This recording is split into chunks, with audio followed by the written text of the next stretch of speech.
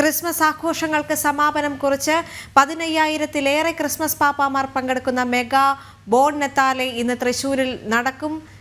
107 ഇടവകളിൽ നിന്നുള്ള Christmas പാപ്പാന്മാർ bone നത്താലയുടെ ഭാഗമാകും. തത്സമയ ദൃശ്യങ്ങളാണ് കണ്ടുകൊണ്ടിരിക്കുന്നത്.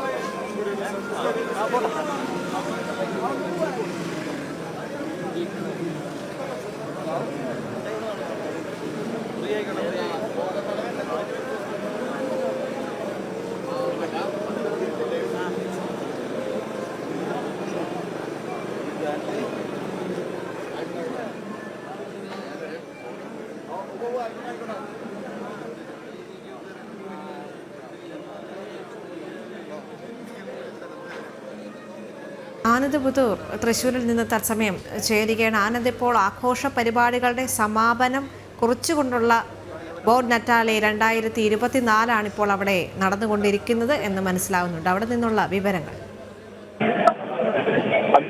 എന്തായാലും നമ്മളിപ്പോൾ കാണുന്നത് ഈ ബോൺ നത്താലെ അത് 11ാം വർഷത്തിലേക്ക് കടന്നിരിക്കുകയാണ്. ക്രിസ്മസിനെ സംബന്ധിച്ചോളം ആഘോഷങ്ങളുടെ ഒരു നഗരമാണ്, ആഘോഷങ്ങളുടെ ജില്ലയാണ്.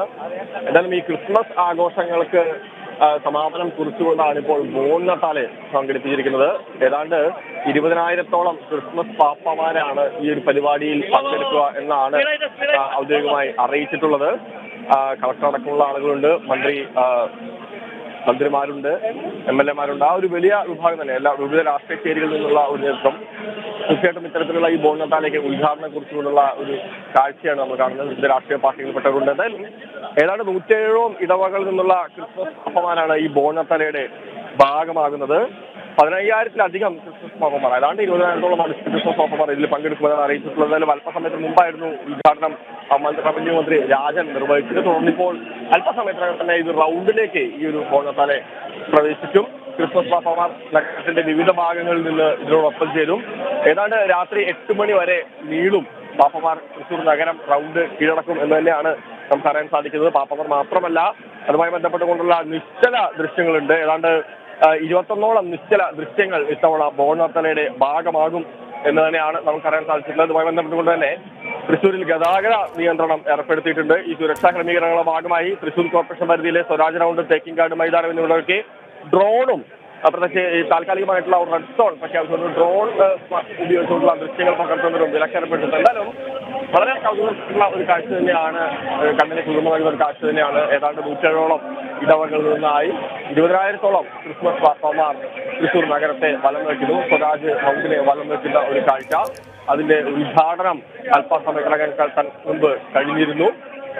നമ്മൾ കണ്ടുകൊണ്ടിരിക്കുന്നത് മന്ത്രി രാജൻ അടങ്ങുന്ന നേതൃത്വത്തിൽ മന്ത്രി രാജൻ, കോർപ്പറേഷൻ മേയർ, MLA-മാർ, വിവിധ രാഷ്ട്രീയ പാർട്ടികളുള്ള ആളുകളെല്ലാം ഈ ഒരു ബോൺ നത്താലയുടെ ഭാഗമാവുന്ന ഒരു കാഴ്ചയാണ്. ഏതാണ്ട് 4-5 മിനിറ്റിനകം തന്നെ ഇത് സ്വരാജ് റൗണ്ടിലേക്ക് കിടക്കുകയും പിന്നീട് ഈ പാപ്പമാരുടെ ഏതാണ്ട് 20,000-ഓളം വരുന്ന പാപ്പമാർ ഈ നഗരത്തിനെ വലം വെച്ചുകൊണ്ട് നടക്കുന്ന ഒരു മനോഹരമായിട്ടുള്ള ഒരു കാഴ്ച തന്നെ നമുക്ക് കാണാൻ വേണ്ടി സാധിക്കും. ചെയ്യുക ശരി, ക്രിസ്മസിന് സമാപനം കുറിച്ച് തൃശ്ശൂരിൽ നിന്ന് ബോൺ നത്താലെ നടന്നുകൊണ്ടിരിക്കുകയാണ്. തത്സമയ ദൃശ്യങ്ങളാണ്